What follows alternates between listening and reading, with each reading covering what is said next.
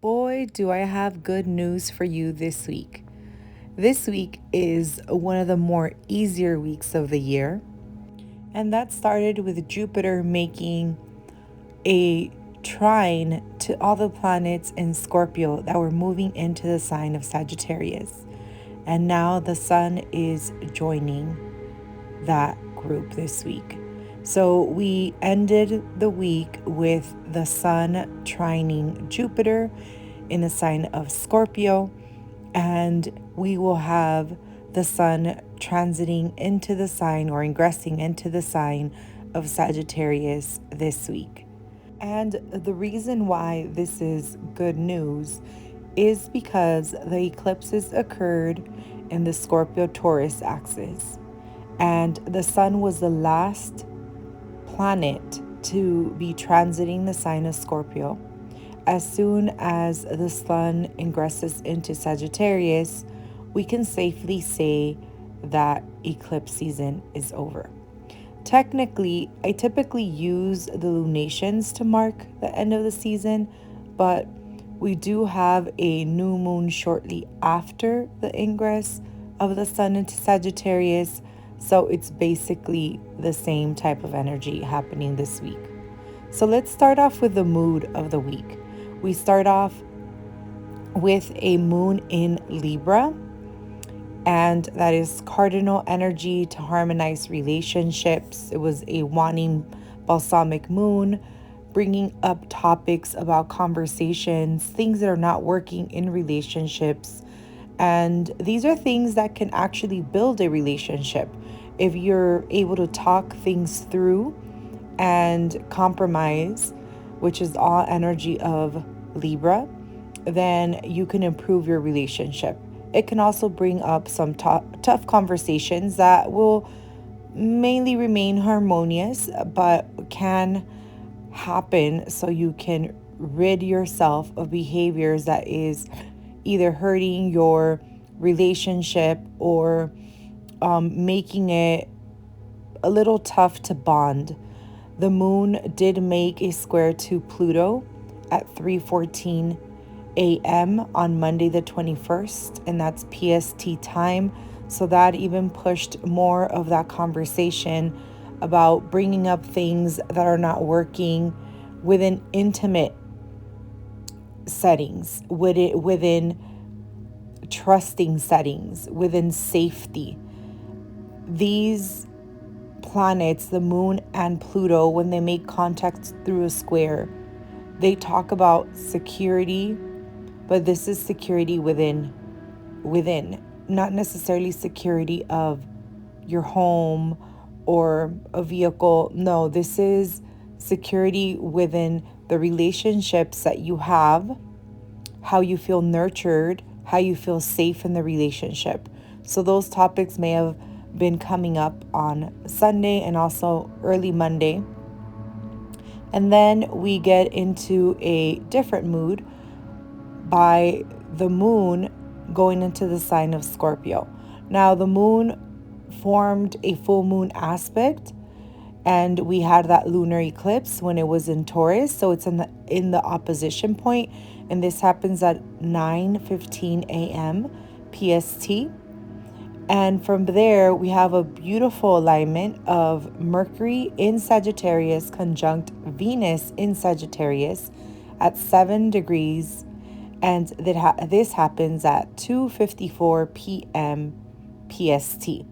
Now, when we have Mercury and Venus in a conjunction, especially in the sign of Sagittarius, we're looking at adventure, really expressing ourselves in a very creative, outgoing way. Mercury and Venus combination can focus on expressing ourselves in a more loving way, and we're going to be in flow because communication and love and harmonization are joined. Mercury ruling communication, Venus ruling harmonizing. So we can see a lot of the conversations are going to be more pleasant. And this aspect remains pretty active for the entirety of the week, in addition to other aspects, kind of, changing things up a little, but still very strong. So be adventurous, plan some trips, expand your belief systems, share your beliefs with other people, be open-minded. Sagittarius likes to share its knowledge, likes to experience foreign experiences, enjoys travel, and it's the sign of the grass is greener on the other side. And there could be times that it is, and there could be times that it's not. But in this situation, because of the harmonious aspect, we can safely say that it's good to do new things. It's good to venture out. It's good to connect with other people and explore. No longer stay in hiding like the energy of Scorpio had us, working really deep on transforming and letting go. This is like a refresh. This is a restart. It's a very faith-driven sign.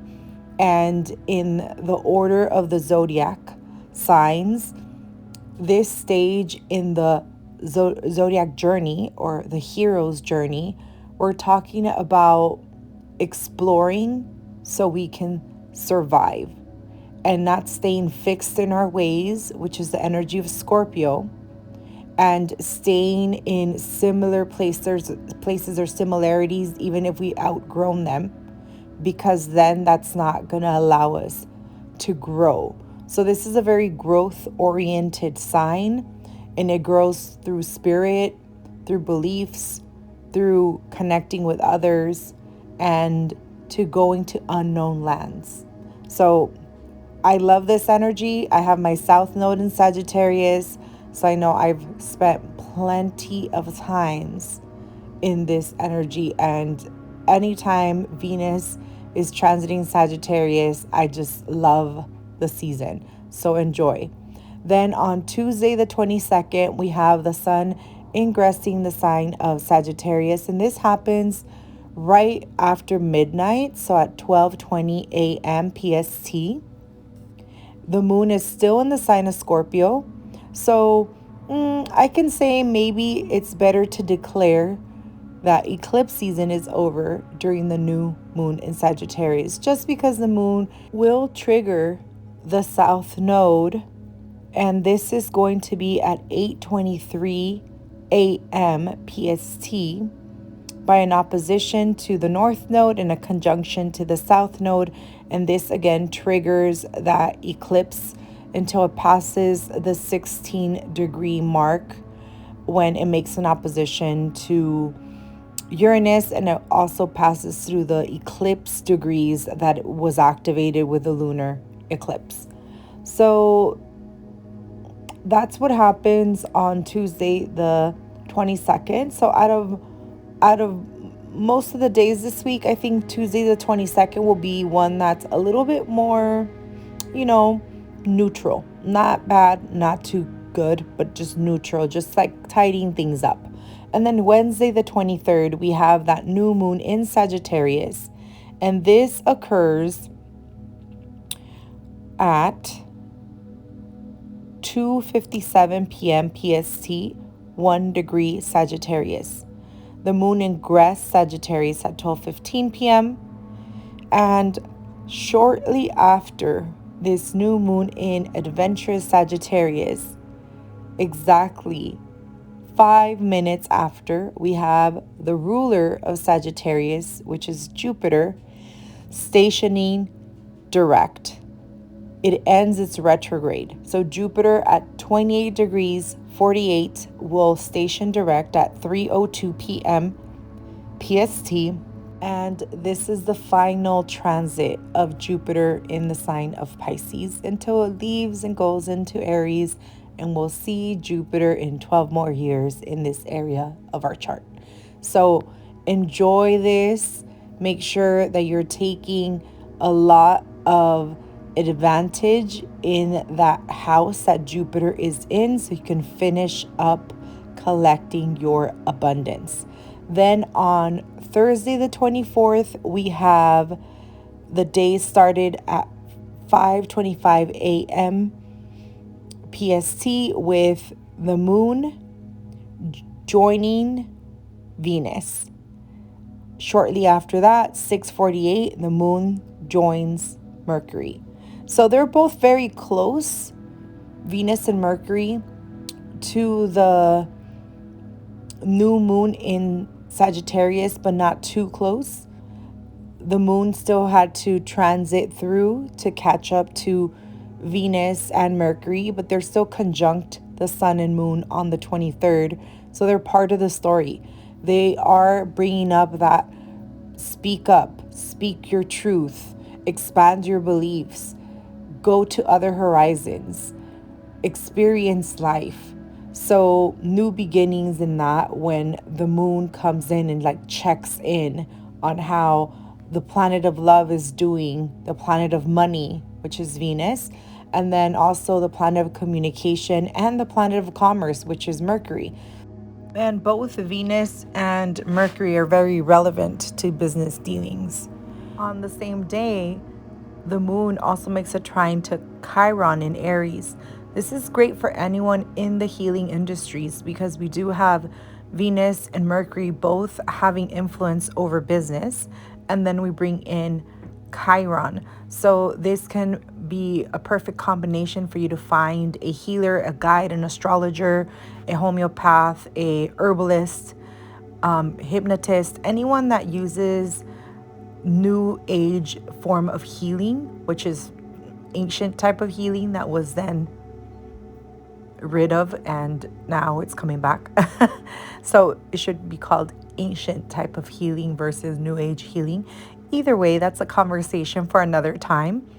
This would be a great time to seek for those healers, or you might even stumble upon a person, a guru, a mentor, or a recommendation of a very good healer, and get your healing journey going, or start a mentorship, or even you making a decision to change direction and decide to start healing others. So you'll change your direction, you'll change your life purpose, and you'll realize that it's time for you to be the healer for others, as you've healed so many things and you developed knowledge, you developed your own belief system.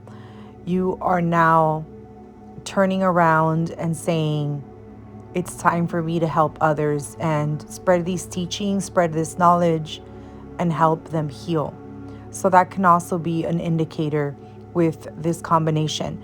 On that same day, later on, the moon makes a sextile to Saturn in Aquarius, which is now concreting what has already surfaced the day before with the new moon, and also with the previous aspects throughout the day.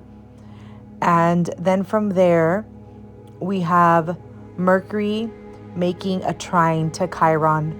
So now we're having communication trine to Chiron.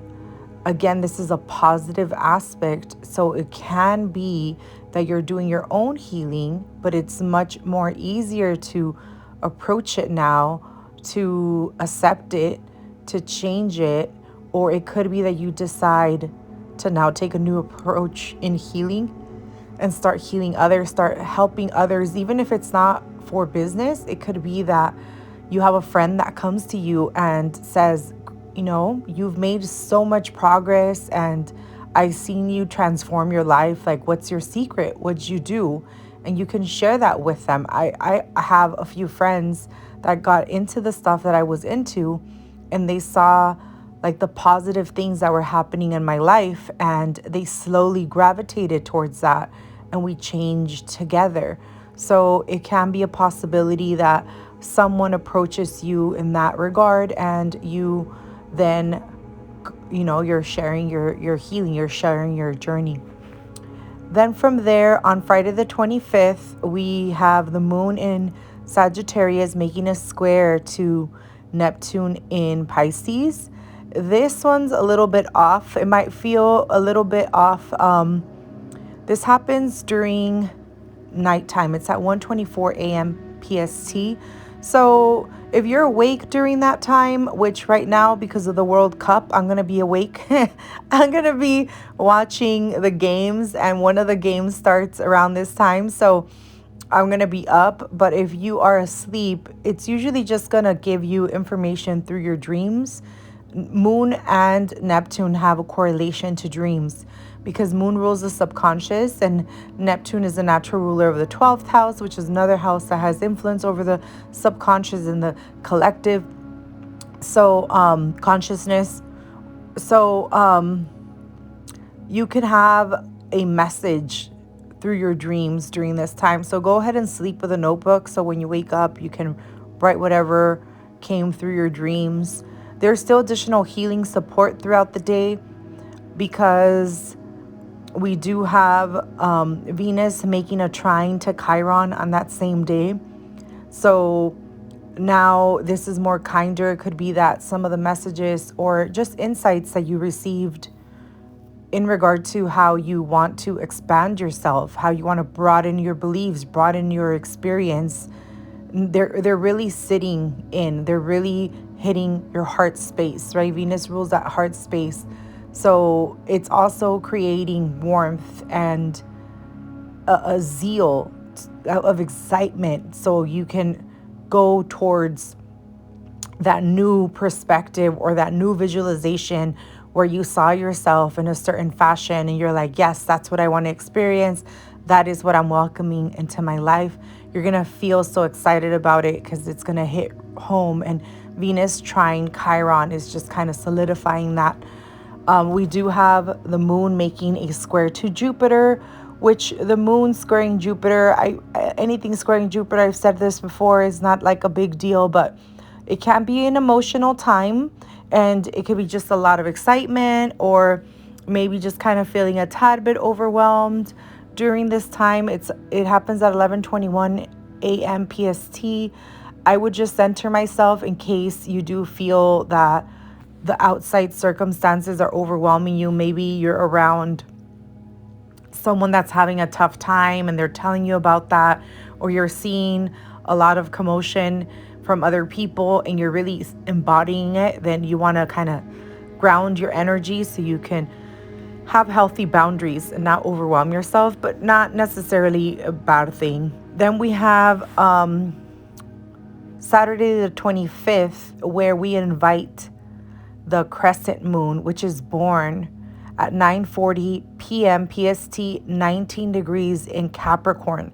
So if you go outside that day, you're going to see the beautiful crescent moon. This is when you make that new moon wish. This is technically the new moon phase. So the new moon, which happens on the 23rd, it should really be called the dark moon because it's not visible in the sky since it's conjunct the sun. It sets with the sun, so we can't see it. So it's born after it starts separating from the sun, and that happens a few days after. So we do see this nice birth of the moon, this little crescent sliver on the 26th of this weekend, Saturday the 26th, November 26th. So make a wish. Make sure you have your intention set. It could be everything that you've been thinking of doing and how you're expanding yourself, etc. And on this day, you just make a wish. I like to say my wishes to the moon and talk to the moon. So that's an activity you can do. That same day, as the moon is being born or becoming this crescent, it's going to make aspects to the north node and to the south node, which these are destiny points. Now, they're not your natal north node and south node unless you were born with Scorpio and Taurus nodes, but wherever those nodes are transiting, they're evolving those houses and those areas of life for you. So they still bring some type of destiny evolution and moving forward. And the south node brings more of like embracing and having gratitude towards those areas of life and changing things, letting go, like evolving them. And we evolve them by going to the house that's opposite, which would be the Taurus house. And the moon aspects both the south node and the north node at the same time because they're 180 degrees opposite from each other. So it's activating this axis so you can really let go of any old situations. It's like the final purging of this eclipse activation. And then they're trining the North Node in Taurus, or the moon, I mean, is trining the North Node in Taurus, not they, the moon. And this is calling for the evolution point, calling to focus in this area of life. And everyone's area of life is going to be different. So check your Taurus house. It's based on your ascendant. If you need a birth chart, I have a free birth chart calculator on my website.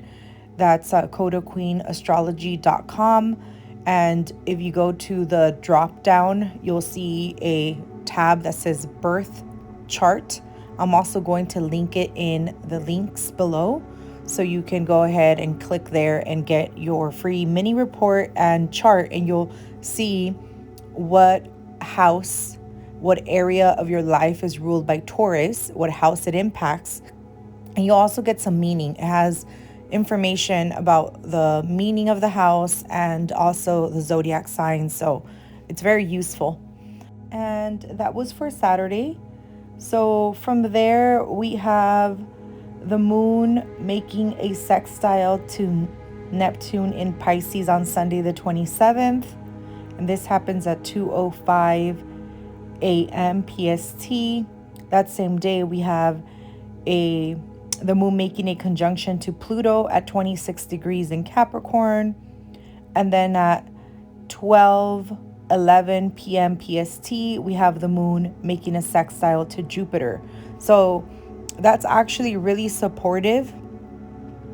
The conjunction to Pluto usually is a tougher expression, but because the moon made a sextile to Neptune, it kind of softens the energy. Neptune is mystical, magical, likes to make a muse of things and camouflage, make things not so clear. So if it's for the sake of you having rose-colored glasses to avoid really embodying a lot of pain or fear or trauma, and still being able to navigate the situation, I think it's worth it.